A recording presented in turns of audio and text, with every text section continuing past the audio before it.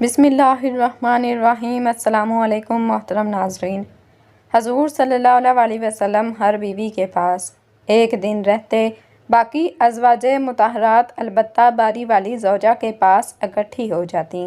ایک دفعہ حضرت عائشہ کی باری تھی جب حضرت زینب رضی اللہ تعالیٰ عنہا ابن ماجہ کی روایت کے مطابق بلا اجازت ان کے حجرے میں داخل ہوئیں۔ آپ کو معلوم نہ تھا کہ حضرت زینب رضی اللہ تعالیٰ عنہا موجود ہیں۔ اندھیرے میں آپ نے ان کی طرف ہاتھ بڑھایا کہ حضرت عائشہ صدیقہ رضی اللہ تعالیٰ عنہا بولیں، یہ زینب ہیں۔ آپ نے ہاتھ کھینچ لیا۔ اس پر ان دونوں میں تکرار ہونے لگی اور ان کی آوازیں بلند ہو گئیں۔ ادھر نماز کھڑی ہونے لگی تو حضرت ابو بکر صدیق رضی اللہ تعالیٰ عنہ نے آپ کو بلا لیا۔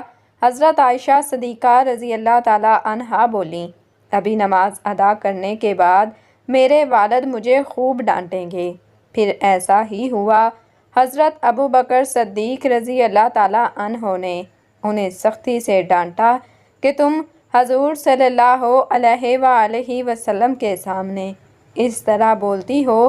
ایک بار رسول اللہ صلی اللہ علیہ وآلہ وسلم حضرت عائشہ صدیقہ رضی اللہ تعالیٰ عنہا کے پاس آئے تو انہوں نے پوچھا، آج کہاں رہے؟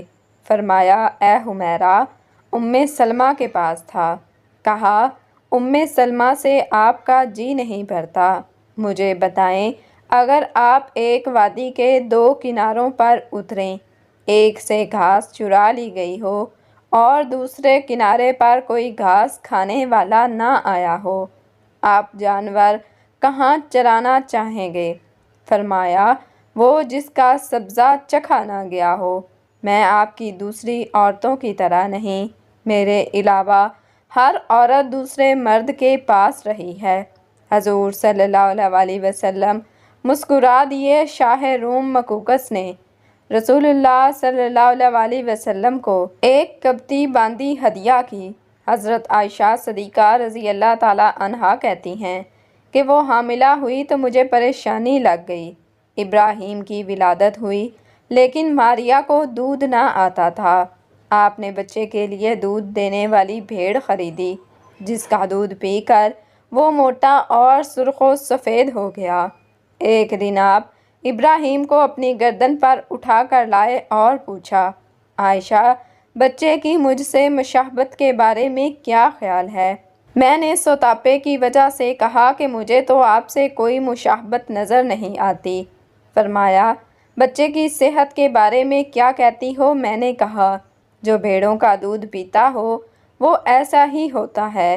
حضرت عائشہ صدیقہ رضی اللہ تعالیٰ عنہا فرماتی ہیں، میں ان عورتوں سے چڑھتی تھی جو اپنے آپ رسول اللہ صلی اللہ علیہ وسلم کو ہبہ کر دیتی تھیں۔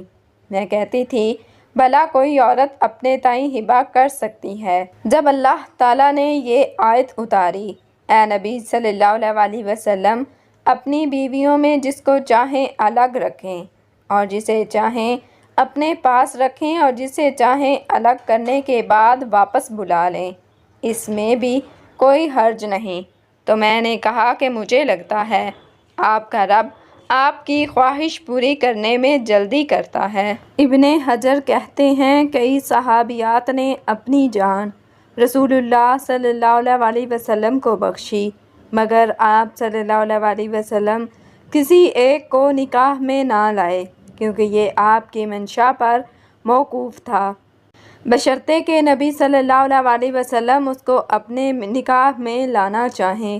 ابن حجر نے حضرت میمونہ رضی اللہ تعالیٰ عنہا کے واہبہ ہونے کا رد بھی کیا ہے۔ ام المومنین حضرت سودہ بنت زمعہ نے اپنی باری کا دن حضرت عائشہ صدیقہ رضی اللہ تعالیٰ عنہ کو دے دیا تھا، چنانچہ حضور صلی اللہ علیہ وسلم حضرت عائشہ صدیقہ رضی اللہ تعالیٰ عنہا کے ہاں 2 دن قیام فرماتے۔ حضرت عائشہ صدیقہ رضی اللہ تعالیٰ عنہا فرماتی ہیں، سودہ کے علاوہ کوئی ایسی نہیں کہ میرا اس جیسے طور طریقے اختیار کرنے کو دل چاہے، مگر ان میں بھی تندی تھی۔ ایک بار حضرت صفیہ بنت حیی اور حضرت عائشہ صدیقہ رضی اللہ تعالیٰ عنہا میں جھگڑا ہوا دونوں نے ایک دوسرے کے باپ کو برا بھلا کہا۔ رسول اللہ صلی اللہ علیہ وسلم نے سنا تو فرمایا، صفیہ تم ابوبکر صدیق رضی اللہ تعالیٰ عنہ کو گالی دے رہی ہو۔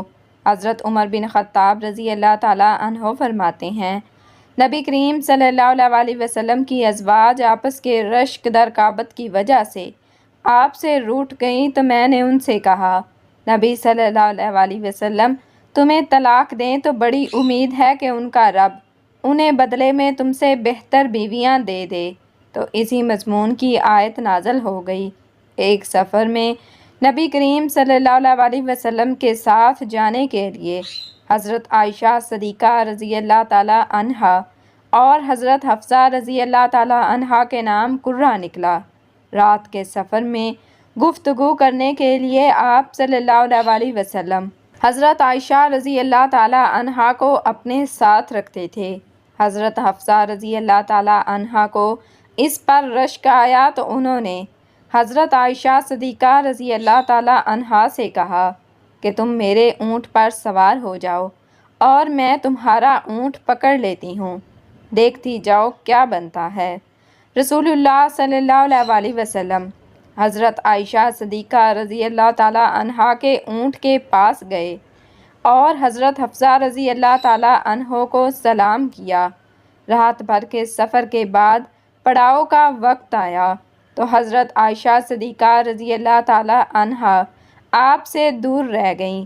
وہ نبی صلی اللہ علیہ وسلم سے شکوہ تو نہ کر سکی تھیں، اس لیے زمین پر اترتے ہی اپنے پاؤں اذخر گھاس میں ڈال دیے جس میں سانپ بچھوؤں کا بسیرا ہوتا ہے، اور رنج کے باعث دعا کرنے لگیں، اے رب ڈسنے کے لیے مجھ پر کوئی سانپ بچھو ہی مسلط کر دے۔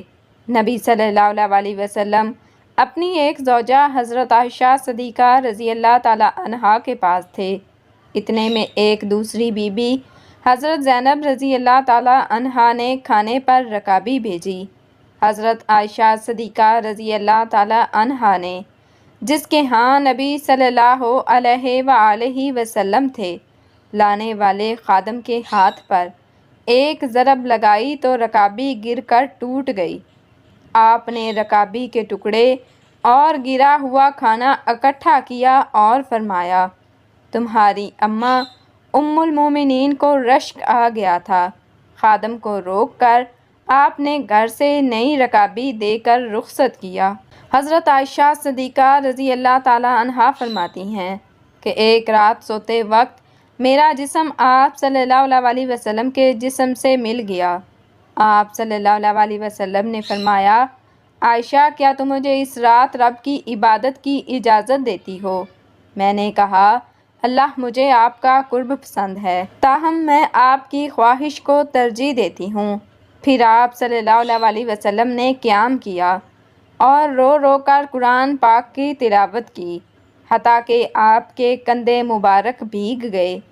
پھر آپ صلی اللہ علیہ وسلم بیٹھ کر تلاوت کرتے رہے، حتیٰ کہ آپ کے پہلو آنسوؤں سے تر ہو گئے۔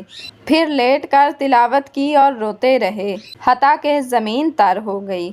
آپ صلی اللہ علیہ وسلم کے پاس جب حضرت بلال رضی اللہ تعالیٰ عنہ آئے تو انہوں نے کہا، یا رسول اللہ صلی اللہ علیہ وسلم، میرے والدین آپ پر قربان، کیا اللہ تعالیٰ نے آپ کے آئندہ اور گزشتہ کے تمام گناہ معاف کر دیے؟